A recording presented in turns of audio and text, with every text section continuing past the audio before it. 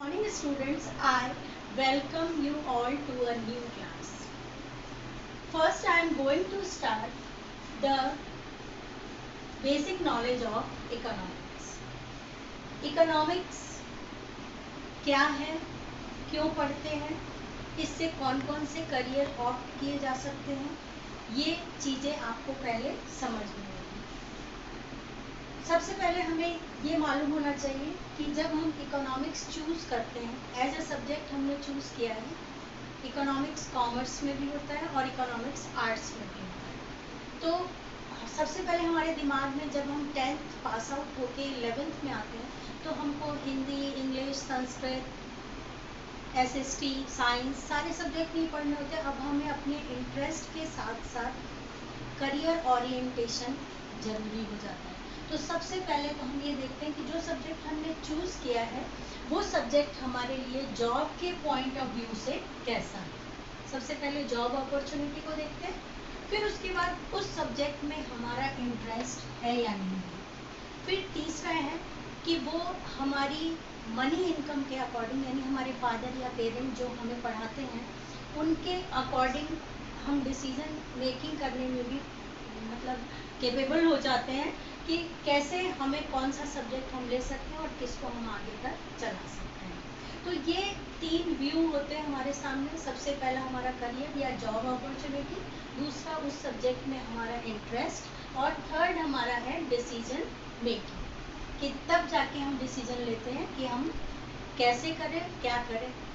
फिर आपको ये पता होना चाहिए कि इकोनॉमिक सब्जेक्ट जो है उसका करियर से कितना वो रेलेवेंट है और क्या क्या करियर उसमें बन सकते हैं। तो अगर हम एकेडमिक्स की बात करें, अगर इकोनॉमिक्स सब्जेक्ट से हम एकेडमिक्स में जाना चाहते हैं तो हम, आपको मालूम है, लेक्चररशिप कर सकते हैं, नेट क्लियर कर सकते हैं, लेक्चरर, प्रोफेसर, ये सब बन सकते हैं।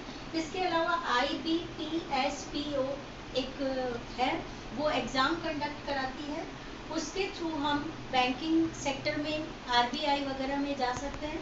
हमारे प्राइम मिनिस्टर रह चुके हैं डॉक्टर मनमोहन सिंह, वो बहुत ही अच्छे वेल नॉन इकोनॉमिस्ट थे।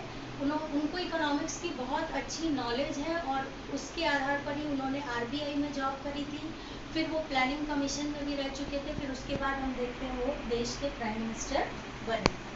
फिर उसके बाद स्टूडेंट्स, आप अगर इंटरनेशनल लेवल की बात करें तो आप इंटरनेशनल लेवल पे IMF, इंटरनेशनल मॉनेटरी फंड जिसे हम कहते हैं, उसके एग्ज़ाम भी दे के जा सकते हैं। फिर वर्ल्ड बैंक के अंदर भी इसमें जॉब अपॉर्चुनिटी होती है, बैंकिंग सेक्टर में, बजट प्रोफाइल में। इसके अलावा UPSC का एग्ज़ाम क्लियर करके आप डायरेक्टली प्लानिंग कमीशन के अंदर भी जॉब को ले सकते हैं। NSSO का नाम आपने 10th क्लास में SST में सुना था। कुछ स्टूडेंट जो मुझसे पढ़ चुके हैं वो उन्हें मालूम है, उनको मैंने 10th क्लास में अपने रावत स्कूल के अंदर ही पढ़ाया था। नेशनल सैंपल सर्वे ऑर्गेनाइजेशन है, ये स्टैटिस्टिकल डिपार्टमेंट से बिलोंग करता है और statistics is a part of economics, economics का पार्ट माना जाता है स्टैटिस्टिक्स। तो इसमें भी आप जॉब को ले सकते हैं, CSO, NSSO ये सब है। और बच्चों, आप नेट पे देख सकते हैं कि इसकी और क्या क्या जॉब अपॉर्चुनिटीज़ हैं। ये तो हमारा था करियर और जॉब से रिलेटेड। अब सेकंड पॉइंट पे हम बात करते हैं कि इकोनॉमिक्स को जब हम एज ए सब्जेक्ट पढ़ते हैं, 10th क्लास तक हमने इसे SST के अंदर पढ़ा था, लेकिन अभी आप इसे एक न्यू सब्जेक्ट के रूप में पढ़ रहे हैं, तो आपको ये मालूम होना चाहिए कि व्हाट इज इकोनॉमिक्स।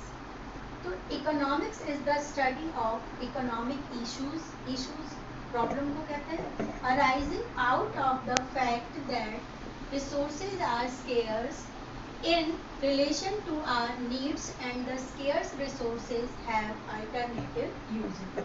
Economics जो है वो एक ऐसी स्टडी है जो इकोनॉमिक प्रॉब्लम की स्टडी करती है, और वो इकोनॉमिक प्रॉब्लम किस कारण से क्रिएट होती है, तो वो क्रिएट होती है स्केयर्स रिसोर्सेज के कारण। जो हमारे पास रिसोर्सेज हैं, जिसे हम हिंदी में संसाधन कहते हैं, उन रिसोर्सेज के कारण ये प्रॉब्लम क्रिएट होती है। वैसे वो रिसोर्सेज कम नहीं है, लाइक वाटर, लैंड, माउंटेन, ये सब वैसे कम नहीं है, लेकिन हमारी नीड्स और वांट्स के रेफरेंस में अगर हम देखें तो ये स्केयर्स होती हैं। और साथ में एक प्रॉब्लम और है इनकी कि अल्टरनेटिव यूजेस होते हैं। जैसे 100 रुपये का नोट है, उससे आप खाना भी खा सकते हैं, मूवी भी देख सकते हैं, टॉयज भी ला सकते हैं, स्टेशनरी भी ला सकते हैं। डिपेंड्स ऑन योर प्रायोरिटीज कि आप उस 100 रुपये के नोट को कहाँ पे खर्च करें। तो ये हमारी प्रॉब्लम होती है। और इन चीज़ों की बेसिक प्रॉब्लम्स को सॉल्व करने की स्टडी या सॉल्व करने की कोशिश जिसमें की जाती है, जिस सब्जेक्ट में, वो सब्जेक्ट हमारा क्या कहलाता है?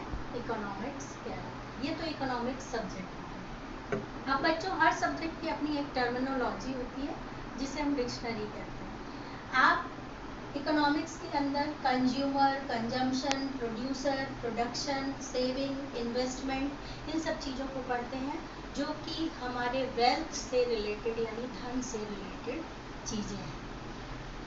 एक बहुत ही फेमस इकोनॉमिस्ट हुए हैं जिन्हें हम पॉल ए सैमुएल्सन के नाम से जानते हैं। इन्होंने इकोनॉमिक्स को क्वीन ऑफ सोशल साइंस कहा है, समाज विज्ञानों की रानी कहलाती है।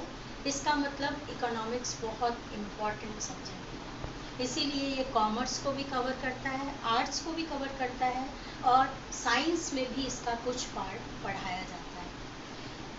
ये तो हमारा बेसिक नॉलेज थी। वैसे आप सब बच्चे बहुत अच्छे हैं, मुझे पता है।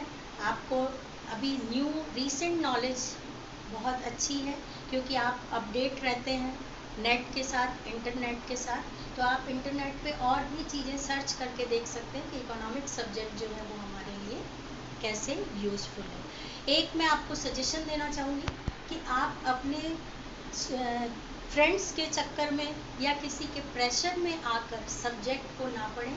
सब्जेक्ट में जब तक इंटरेस्ट नहीं होगा, एक इम्पॉर्टेंट बात है, तब तक आप सब्जेक्ट को अच्छी से कैरी नहीं कर पाएंगे, क्योंकि हम सुनते वही हैं जिसमें हमें इंटरेस्ट होता है। तो इंटरेस्ट के साथ आप पढ़ें, अपने करियर को अच्छा बनाएं और ऊंची से ऊंची जगह पर जाने की कोशिश करें। Thank you for